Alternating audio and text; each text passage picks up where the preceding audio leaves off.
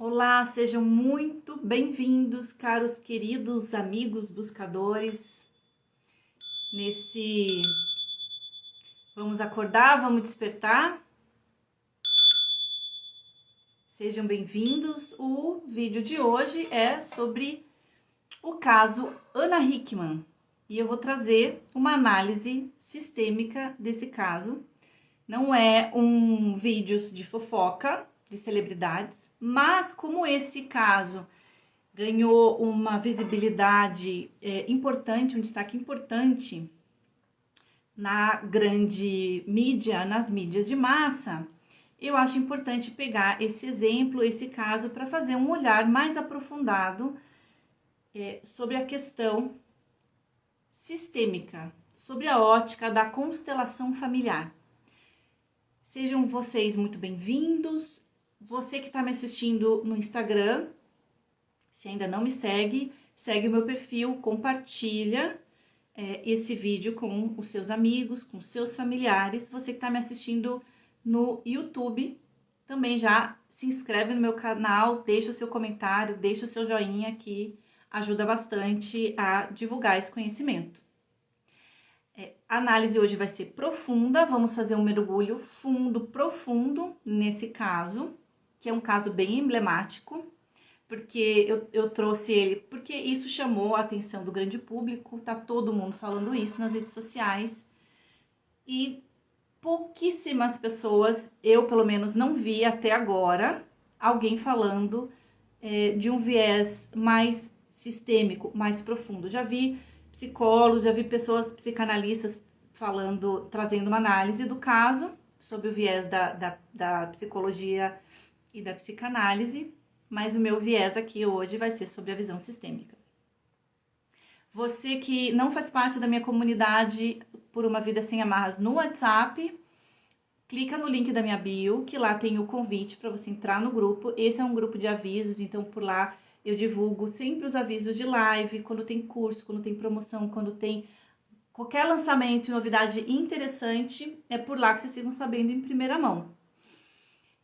Aproveito para avisar que essa semana, até o dia 30 de novembro, tá rolando a Black Week com desconto de até 30% nos meus produtos e nos meus serviços. Então aproveita lá, clica no link da bio e você vai ter acesso aos descontos, às oportunidades para você mergulhar e dar um upgrade no teu autoconhecimento, beleza?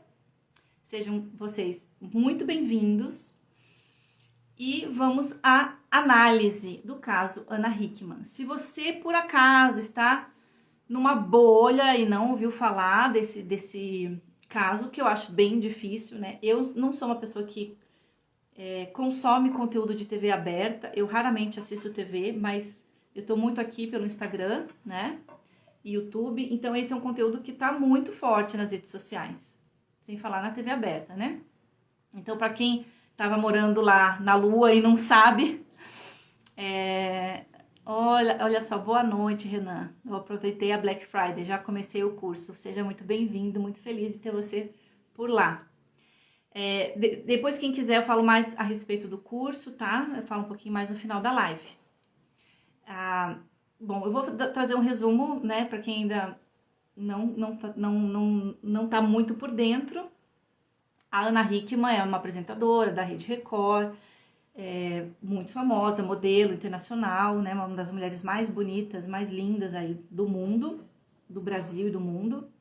E há pouco menos de um mês ela virou notícia porque ela foi fazer um registro na delegacia da lei, acionando a Lei Maria da Penha, registrando que foi vítima de violência doméstica pelo marido Alexandre. Então a Ana Hickman ficou bastante tempo em silêncio. Ela fez aparições bem pontuais nas redes sociais, falando sobre que ela não se sentia preparada para falar, né? E muita gente repercutindo isso. O que eu vou falar é o que é público, tá? O que é fato, o que veio da boca dela, o que veio enfim, da delegada. Eu vou trabalhar com fato, eu não vou trabalhar com especulação. Então, ela relatou que ela estava tendo uma discussão a respeito de dívidas do casal. Para quem não sabe, o Alexandre, ele é administrador da vida da Ana Hickman, né? Dos negócios dela, o Alexandre Correia. Ele cuida, gerencia, administra as empresas, né? São sócios nos negócios, além de marido e mulher. São casados há 25 anos e têm um filho de quase 10 anos. E ela fez essa denúncia, né? Ela, a partir de uma discussão do casal, ele ameaçou, ele não queria, ela estava conversando com o filho sobre dívida, explicando que a família deles ia mudar, porque o padrão deles ia mudar muito, o padrão econômico, por conta dessas dívidas, e ele ficou muito irritado. Tiveram uma discussão verbal, chegou a ameaça. O menino presenciou as cenas de violência verbal e as ameaças do pai em relação à mãe. E depois, quando a Ana Hickman percebeu que ele começou a ameaçar de agressão, ela foi fugir e daí entraram em luta corporal. Ele fechou a porta no braço dela, machucou bastante e ela conseguiu depois se trancar na cozinha e de lá chamar 190, chamar a polícia. Ele foi depois publicamente dar entrevista, né, falando que foi um momento de irracionalidade, que ele se arrepende muito. Então ele não, em princípio, quando ele foi para a imprensa, ele não negou a agressão. Ele disse que isso nunca tinha acontecido antes, que eles são um casal, né, que 25 anos juntos, que tem muitas questões, né, que ele se arrepende muito e tudo mais. Ele foi lá e pediu lá umas desculpas e reconheceu, né, a agressão. Depois cada um acionou seus advogados e hoje ele já está, através de seus advogados, negando que tenha sido agressão. Mas a Ana ela fez exame de corpo de delito, registrou, tem testemunhas, então é muito difícil que essa agressão não tenha acontecido, né? Tem bastante gente que presenciou. Tem os funcionários da casa, tem as marcas no corpo dela, né? E eu tô trazendo esse tema porque nesse fim de semana ela foi no programa lá Domingo Espetacular e deu uma entrevista falando sobre como que aconteceu a situação toda e falando um pouquinho do background dela. Todo mundo começou a analisar, começou a vazar vídeos do Alexandre, né? O Alexandre tem fama de ser um homem muito truculento, um homem de sangue quente, sabe-se que ele é proibido há 2 anos de pisar na Record, porque ele se desentendeu lá com um funcionário de lá, um segurança, algo assim. E várias pessoas agora têm ido à mídia, né, para falar de episódios não tão legais com o marido da Ana Hickman, que tem esse temperamento mais agressivo, né, nas palavras, e vazou o vídeo dele com falas bastante violentas, falas que humilhavam ela, que chamavam ela de vários nomes e a respeito de aspectos do corpo físico dela. Então já era uma coisa meio pública até que ele praticava violência moral e verbal. A violência física, a princípio ninguém sabe se aconteceu antes, mas aconteceu agora que foi registrada, né? Eu acho importante trazer, e isso começou a ficar muito as pessoas trazendo muito isso, porque a Ana Hickman, eu não sabia muito o background da família dela, eu só sabia que ela tinha casado com o Alexandre aos 16 anos. Ele é 10 anos mais velho que ela. Ela casou com ele porque ela já estava modelando e ela queria ir para a Europa para trabalhar como modelo lá. E ela, como era menor de idade, para poder viajar, ela tinha que ser ou casada ou emancipada. E ela já namorava o Alexandre e ele 10 anos mais velho. Então, assim, agora que ela tem 40 ele tem 50, mais ou menos, não tem tanta diferença, né? Mas se você pensar numa menina de 16 anos, uma menina, né, uma adolescente, e um homem de 26, é bastante diferença, né? Então, ela casou com ele para poder ter essa liberdade, né? Essa emancipação antecipada, que ela, em tese, só podia fazer essa viagem depois dos 18 anos, né? Então, quando essa história começou a ser ventilada, eu já comecei a questionar como que uma criança, né? Uma adolescente sai de casa tão cedo, se casa tão cedo, né? Me soou assim, ela praticamente casou para sair de casa. Porque ela não foi antecipada, ela não foi emancipada pela família, entendeu? Então, para mim, me soou muito de fugir de casa, né? Teve esse movimento aí para fugir de casa. E se tá fugindo de casa, alguma coisa ali não tava cheirando bem, né? Bom, relacionamento abusivo, eu acho muito importante esse caso vir para a grande mídia, para as pessoas entenderem a complexidade de um relacionamento abusivo e a complexidade de uma violência doméstica. Porque tem muita gente, e eu tenho um post falando sobre isso, né? 8 fatos para você, que você precisa saber sobre relacionamentos abusivos. Então, não tem classe social, não tem nível de escolaridade, não tem nível econômico, não tem cor de pele, acontece com todo mundo. Porque a pessoa é meio inocente, a pessoa é muito inteligente, não acontece com todo mundo. E a Ana Hickman vem, né, uma mulher rica, bonita, trabalha e financeiramente independente, o nome dela muito forte, muito querida por todo mundo, e mesmo assim, ela sendo protagonista de uma história muito triste como essa. E daí todo mundo se questionando por que a vítima, né, não deixou essa relação antes. Porque um relacionamento, para ficar um relacionamento abusivo, para chegar no nível de uma agressão física, ela nunca sai do 0 ao 100, né? Do 0 ao 100, né, acelerando do 0 ao 100, nenhum relacionamento começa abusivo. Geralmente começa uma relação de dependência e codependência emocional. E as violências, elas vão acontecendo de maneira muito sutil. É uma violência, é um tom de voz que aumenta, é um grito, é uma resposta mais ríspida, é uma violência moral. Você acusar a pessoa de estar te traindo, né? Sendo que a pessoa não está traindo, né? Violência patrimonial, de estragar pertences, de boicotar o trabalho, o sucesso da pessoa. Vai escalando. Né, para chegar na violência física, que é o ápice, na verdade o ápice seria o feminicídio, né? É uma escalada. Então, com certeza já teve violência verbal, violência moral, violência psicológica. E a vítima, ela vai ficando muito fragilizada e todo mundo questiona, mas por que ela, tão rica, bonita, inteligente, não deixou essa relação antes, né? Quem fala uma coisa dessa desconhece a dinâmica de um relacionamento abusivo. Porque o agressor, ele não é carrasco e manipulador o tempo todo. Ele não é assim.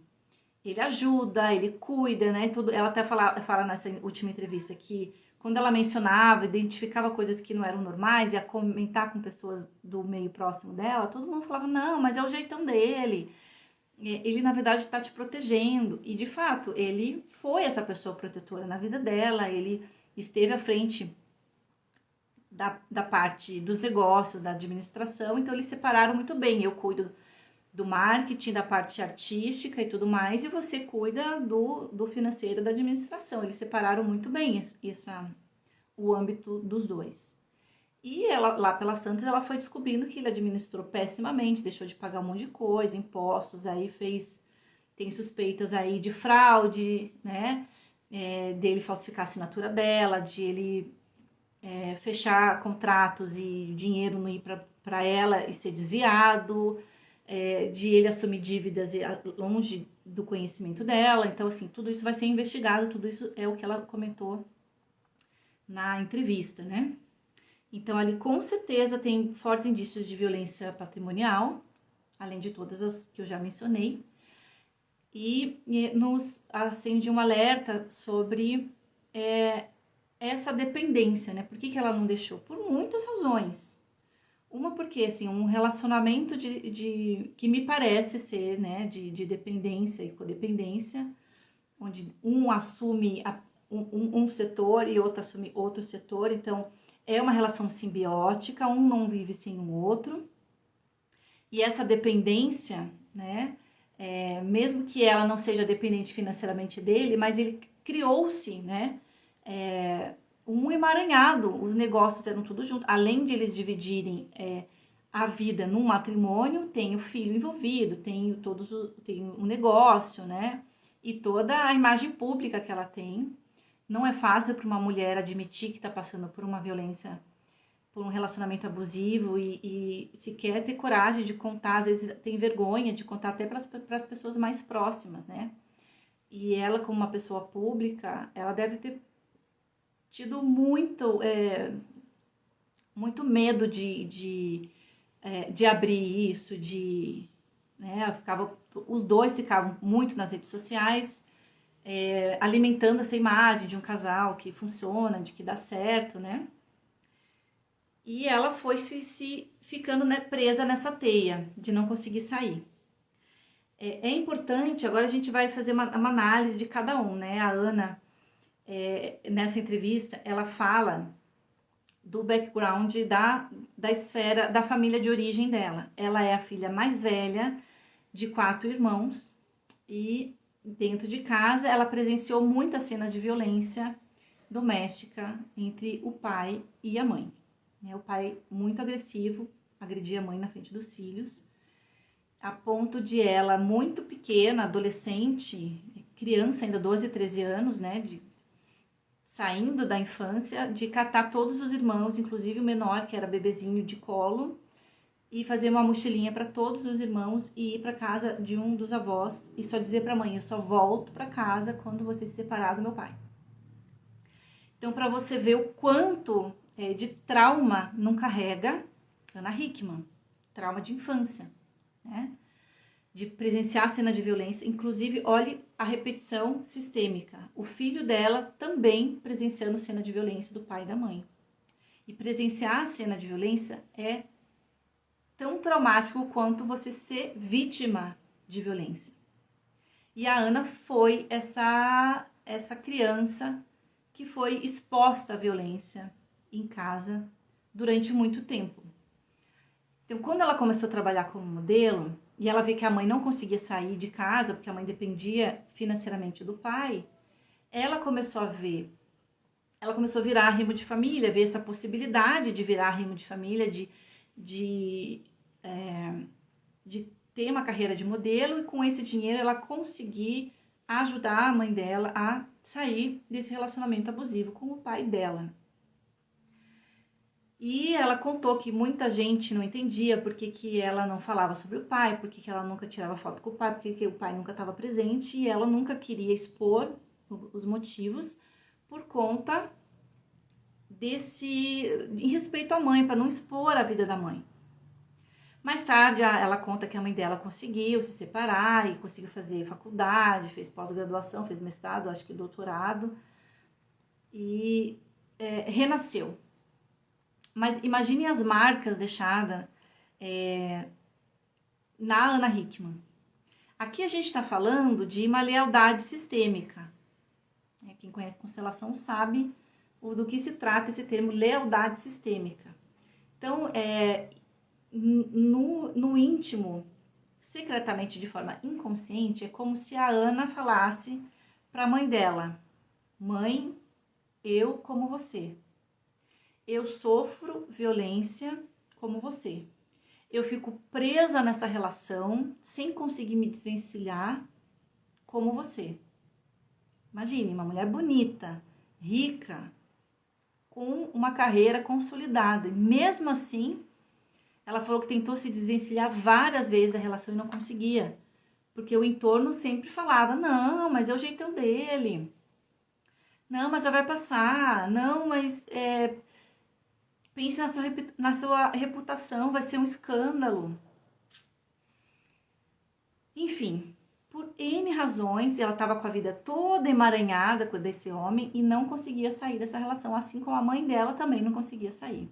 Olha só a lealdade sistêmica. E a lealdade sistêmica da mãe, né? Eu como você, eu também caso com um homem agressivo, com um homem violento. E também a lealdade a esse pai, né? De ela atrair um homem com um temperamento, um comportamento similar ao do pai. Esse é o que o Bert Hellinger chama de amor cego. Esse amor cego dela pelo pai, buscando inconscientemente o pai nesse homem. Porque é um modelo, né? A relação paterno-filial, materno-filial é a mãe, né? E o pai de todas as relações. É a partir desse modelo que as pessoas depois vão crescer e vão buscar modelos parecidos, porque é o que conhece. O nosso cérebro, ele vai buscar também, ele vai buscar inconscientemente aquilo que ele conhece. Então, uma criança que ela é submetida à violência e cresce num lar violento, né, o nível de cortisol, o corpo está programado já, né, congelado nessa resposta traumática, nessa resposta de luta e fuga.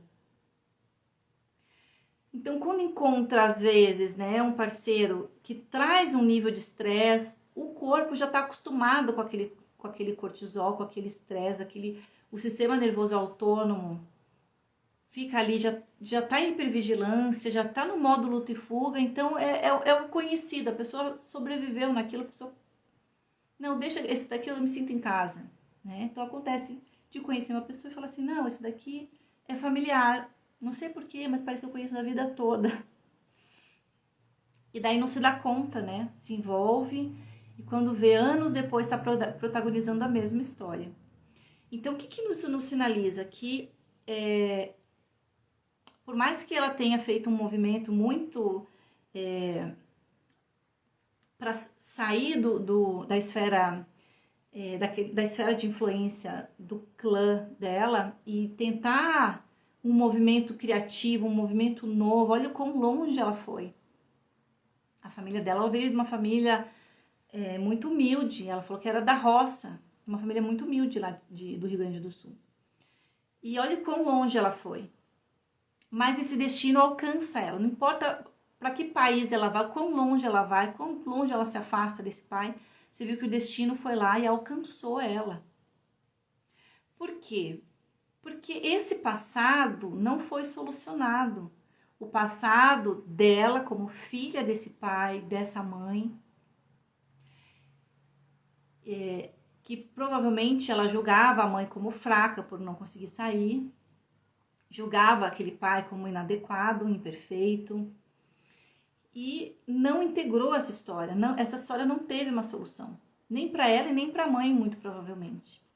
E daí a gente fica vendo essas desventuras em série, quando isso não é integrado, quando essa história não é olhada e deixar a dor vir e processar tudo isso, a chance é que isso se perpetue como um destino, quase como uma maldição familiar.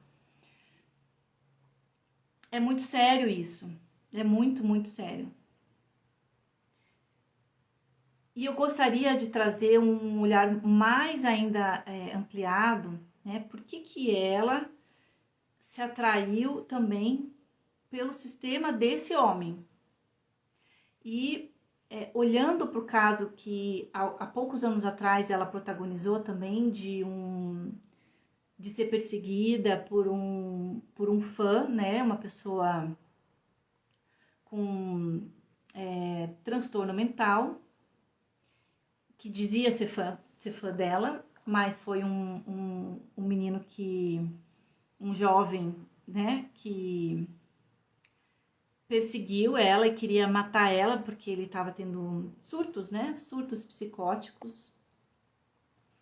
E quando ele foi atrás dela, ele rendeu, né, ele rendeu o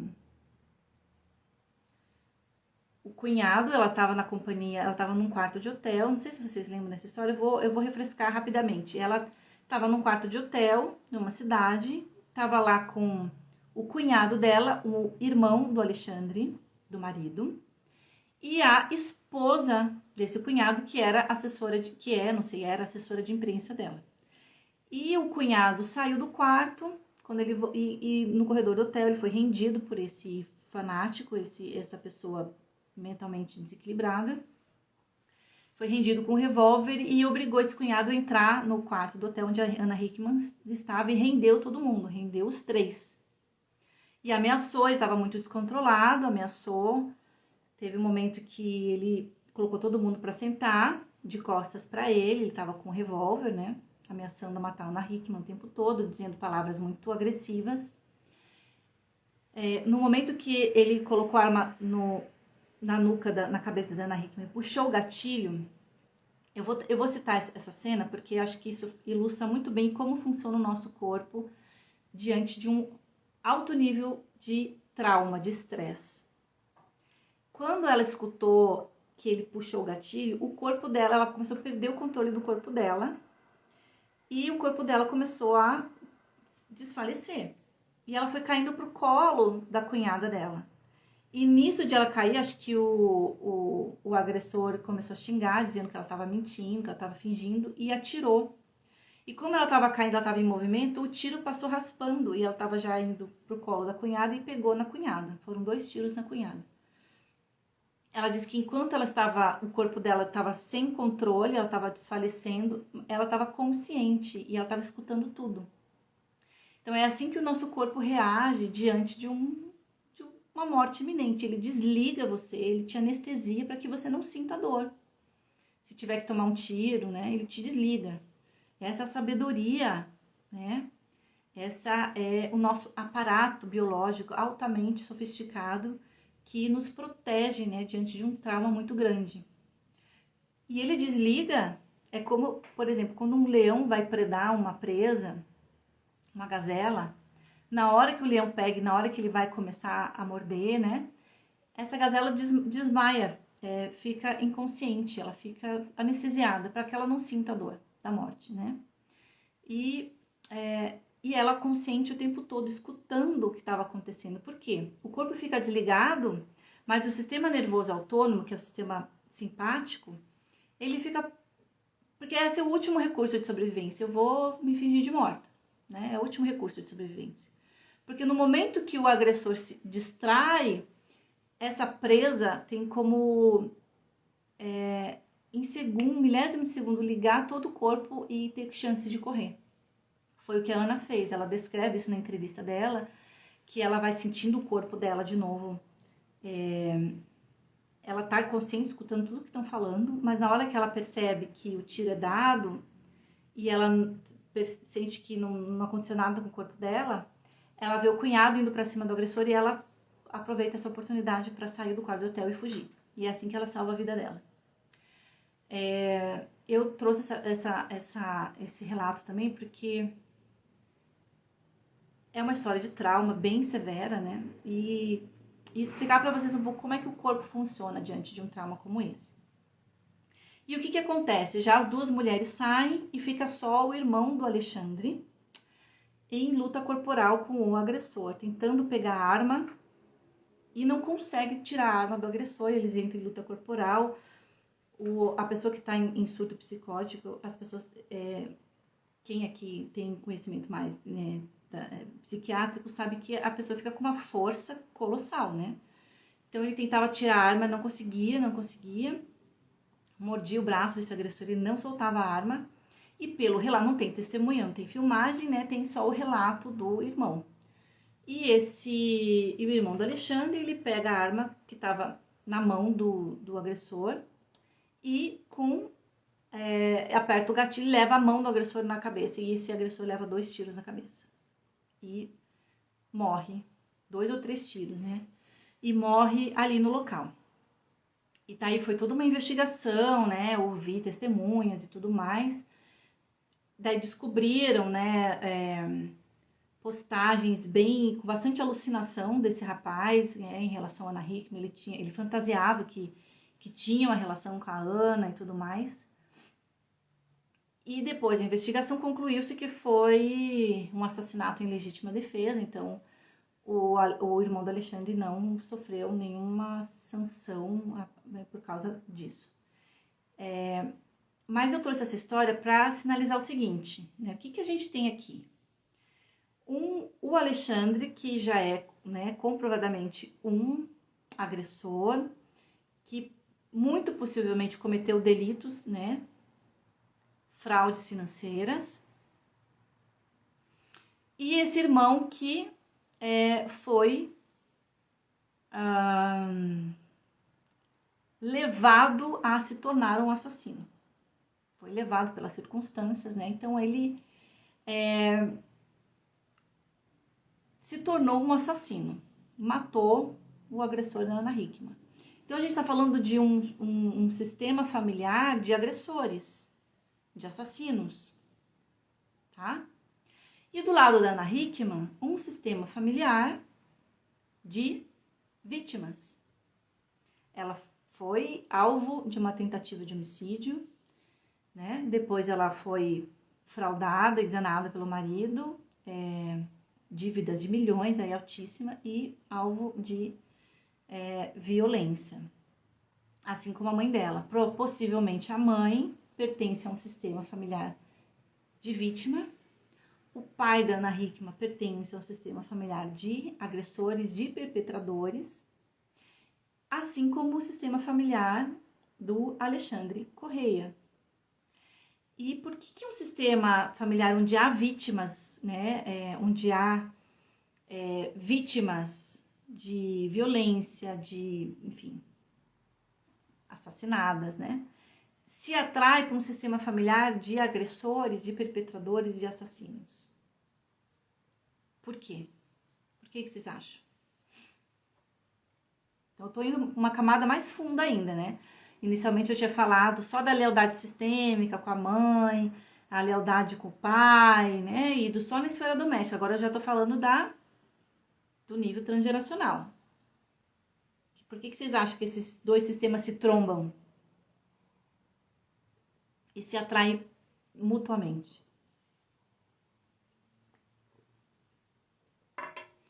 Tem um outro post que eu tenho aqui no meu feed que fala sobre, né, algo assim, não é paixão, né, é trauma bond, é vínculo traumático,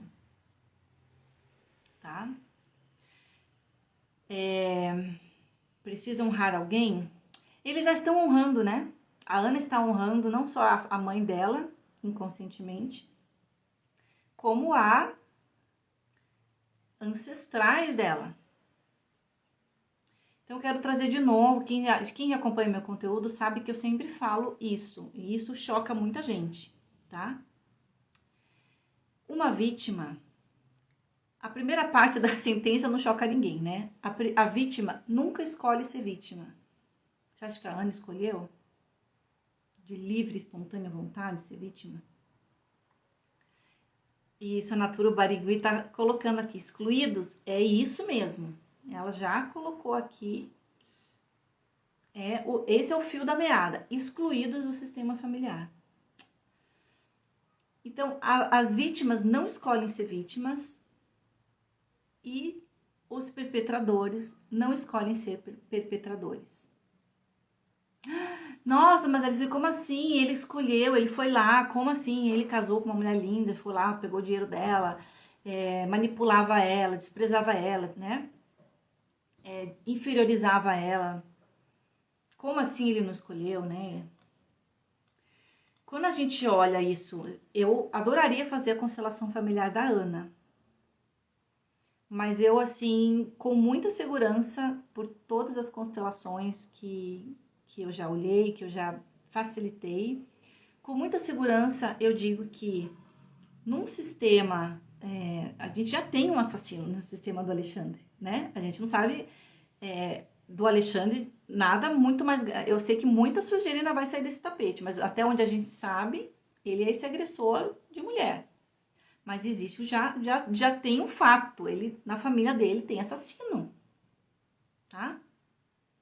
E a Ana, por milímetros, ela não se torna vítima, não se torna assassinada. Olha a lealdade.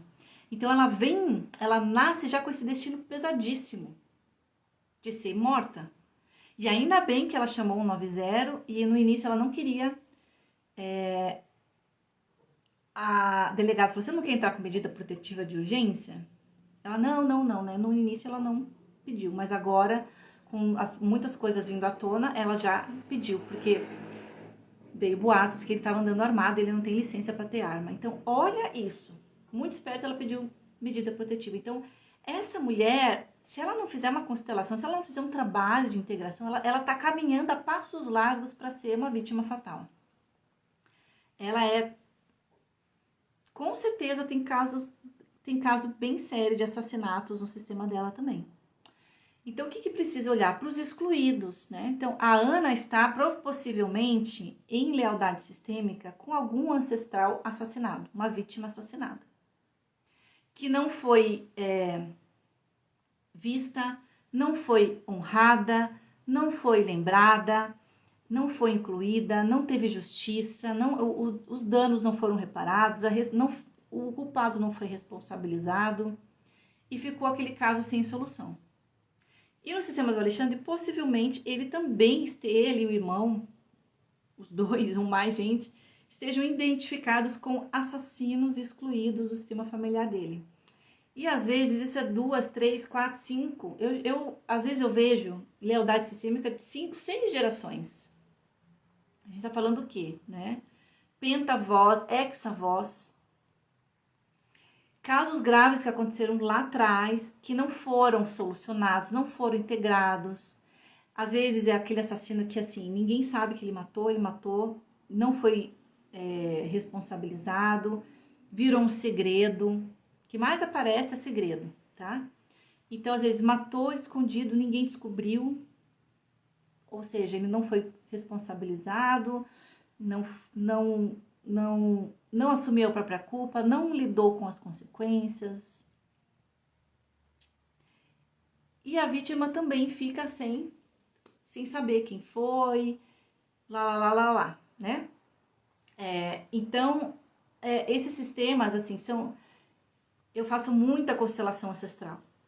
Muitas constelações ancestrais. Eu acho que, assim, é uma questão de ressonância, vem pra mim, eu sei que para outros consteladores não vem, mas pra mim vem muito, por isso que eu trouxe essa live. Pra mim vem muita constelação ancestral. Justamente desses fatos que são conflitos irreconciliáveis de muitas gerações.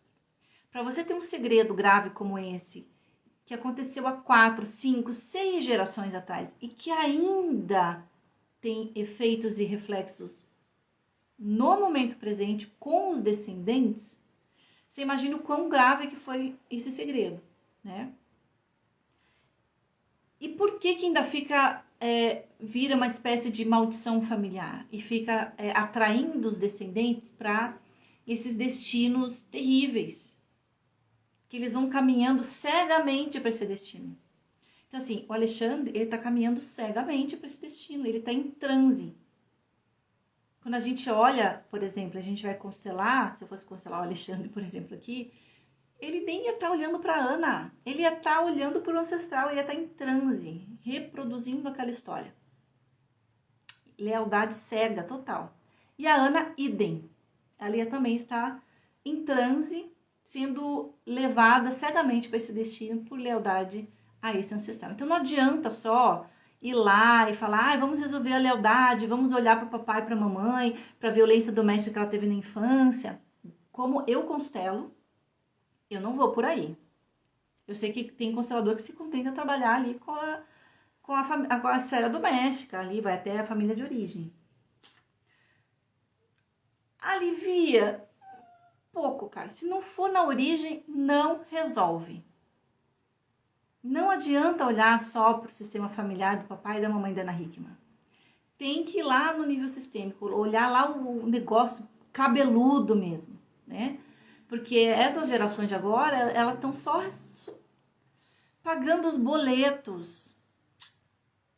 dos ancestrais, os boletos que os ancestrais não pagaram. E falando em boleto, olha esse homem contraindo uma dívida praticamente impagável, porque, pelo que eu li aqui, todo o patrimônio que a Ana Hickman tem, as empresas, carro, imóveis, não são capazes de pagar a dívida que esse homem fez. E olha que a Ana ganha muito dinheiro. Então, ele, mesmo os dois no topo da nata da grana, olha o tamanho da mansão que eles moram. Mesmo, e ela não tá encostada, ela tá ralando, trabalhando. Como que um casal forma uma dívida impagável? Olha o que isso está comunicando. Dívida impagável. Que dívida que é impagável? O que não se paga nesse mundo? Comentem aqui no chat. Quero ver se vocês estão acompanhando meu raciocínio. Qual é a dívida que não se paga? Ficou seca a minha garganta. Isso. A Lari pegou aqui. Vida. A vida é uma dívida que não se paga. E o Bert Helling, constelando muitos campos assim de assassinos, de vítimas, ele foi vendo que o único jeito que se paga a vida é com a morte. E aqui, em nenhum momento, Bert Helling, nem a constelação defende pena de morte, nem... como é que tem aquelas linchamento, né? Não. Mas é quando na constelação a gente coloca a reconciliação, essa dívida impagável, é assim, como é que você vai pagar? Se tirou a vida de alguém, como é que você vai repor isso? Como é que você repõe? Não repõe. E tem gente que fala, não, tem que ter pena perpétua, né? E mesmo as pessoas, por exemplo, veja lá o caso emblemático do assassinato da Daniela Pérez. O cara foi, na época, o assassino dela foi condenado a pena, uma das penas mais altas que tinha na época. Depois, por conta disso, a Glória Pérez foi no Congresso para mudar a legislação e criar a pena maior para crimes hediondos, né? Mas na época ele pegou a pena maior. Você acha que a família da vítima se contenta com aquela pena? Não. A pessoa pode morrer na cadeia, pode ser... Não paga, né? Não paga, não traz de volta. Na constelação, a gente chama isso de conflitos irreconciliáveis. Por quê? Por que é irreconciliável? Por que o assassino, ele não quer olhar para a vítima? Ele não quer admitir o que fez. Ele não se sente culpado. Muitos matam de boa consciência. Ainda mais se a gente fala, né, gente? 100 anos atrás, 200 anos atrás, o que era? Era tudo resolvido na peixeira, na faca, na bala. Não tinha leis assim como a gente tem hoje, né? Então, crime de honra, olhou meio torto, já era.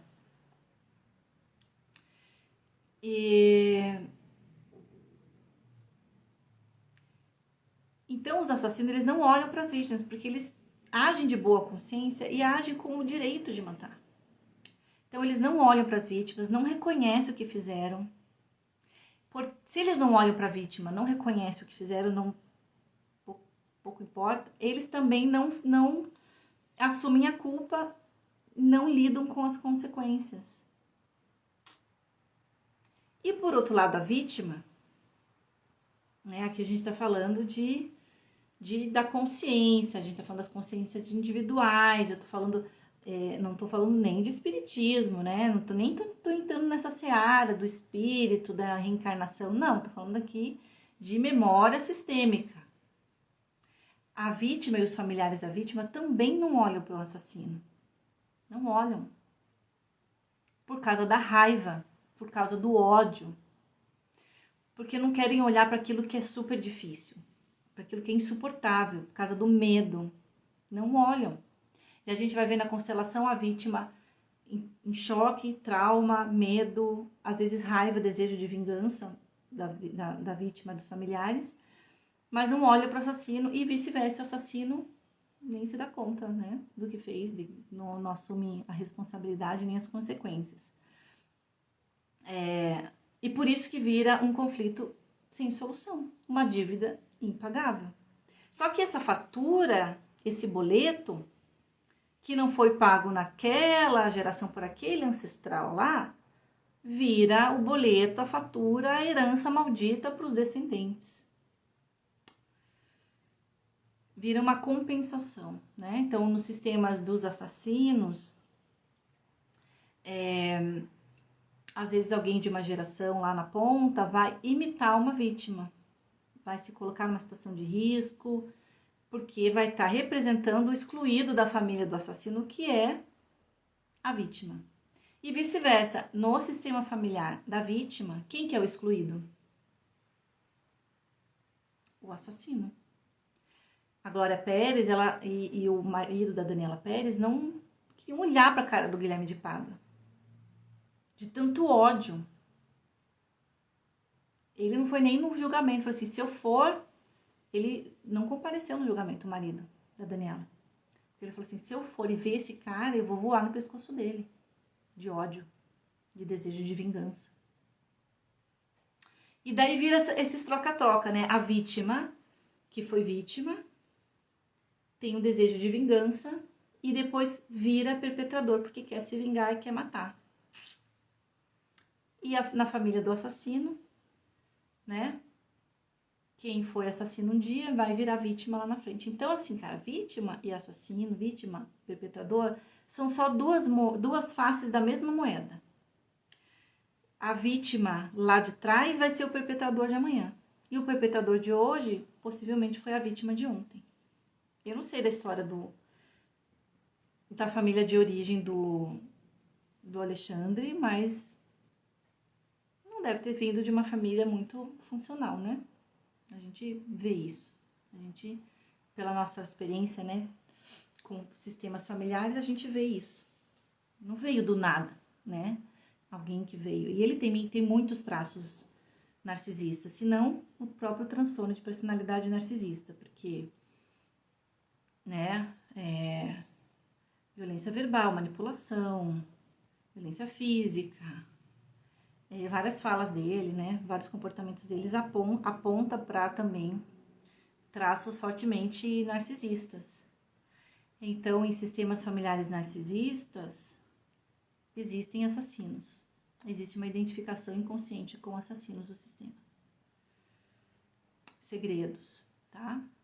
Então, assim, eu torço muito pela Ana, né, e pelo Alexandre, para que ambos saiam desse transe cego, dessa lealdade cega, que eles possam realmente solucionar isso num outro âmbito, né? E essa história vai dar pano para manga, vai ter muita justiça indo aí. Essa dívida impagável, né? Fala muito sobre essa herança ancestral, o que não foi pago lá atrás, que está sendo obrigado a pagarem agora. Então, assim, geralmente quando tem dívida, pessoas que contraem dívidas estão em lealdade a ancestrais que prejudicaram fortemente alguém, não pagaram a fatura e os descendentes estão pagando os boletos. Bom, gente, estamos caminhando para final já, quase uma hora de live. E aí, tinham já olhado essa história com esse olhar da visão sistêmica? Você viu como expande a consciência? Como não adianta só pegar e ficar apontando o dedo, né, para a vítima e para o perpetrador. E, cara, isso não vai resolver a causa. Não vai. Eles são só, infelizmente, marionetes desse destino sistêmico. Porque para o sistema, né, o sistema ele tem uma consciência de clã, uma consciência de grupo, que é muito mais forte do que as consciências individuais. Por mais que a pessoa tenha lá uma consciência de fazer, eu vou para cá, eu vou para lá, essa consciência de clã, essa consciência de grupo, cara, captura a pessoa. A pessoa fica emaranhada, sabe? Por isso que a gente fala esse termo, emaranhada. A pessoa fica presa numa teia, ela não consegue ter livre-arbítrio.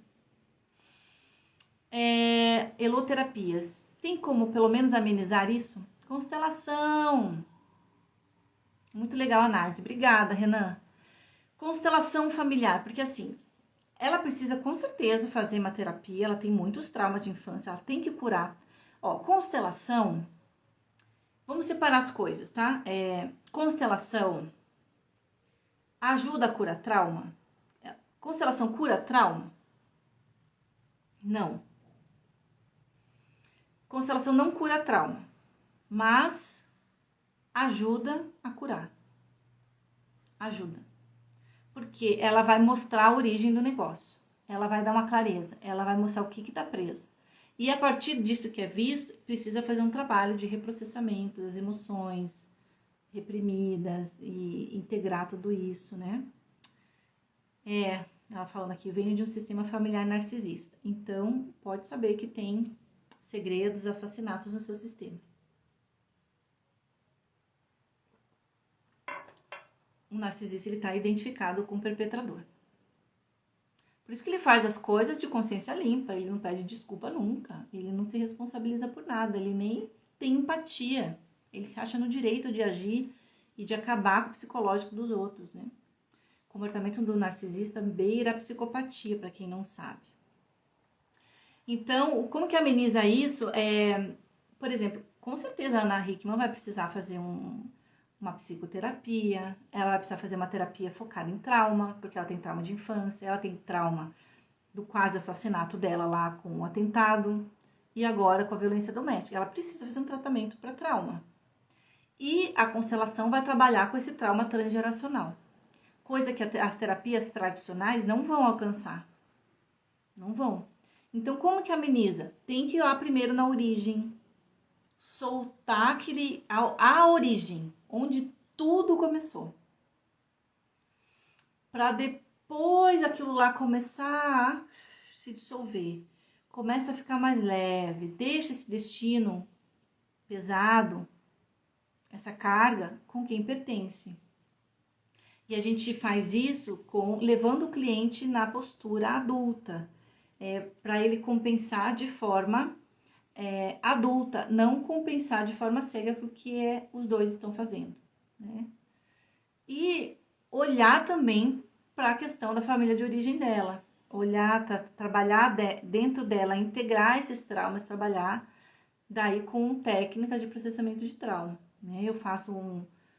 Além da constelação, geralmente quem vem com problema assim para mim, a gente faz a gente trabalha a questão da ancestralidade, a gente chega na família de origem, libera também, né? Solta a lealdade com a mãe e tudo mais, e depois orienta. Agora você segue com um tratamento. Se você tem um psicólogo e já está indo nele, consegue um tratamento com psicólogo ou com seu psicanalista.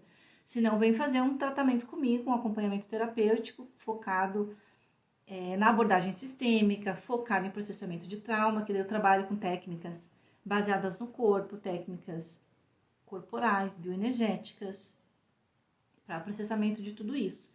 Então, dá para mudar, dá para ter livre-arbítrio, dá para deixar esse destino um pouco mais leve, mas você tem um pouco mais de livre-arbítrio, porque senão você é levado cegamente para o abismo, infelizmente, tá? Bom, agradeço vocês. A terapia multidimensional eu não conheço, tá? Eu sou super a favor das terapias integrativas, das terapias complementares, tá? Eu acho que a gente é um ser multidimensional, então só a constelação resolve? Não. Só a psicoterapia vai resolver? Não. É um combo de muitas coisas, tá?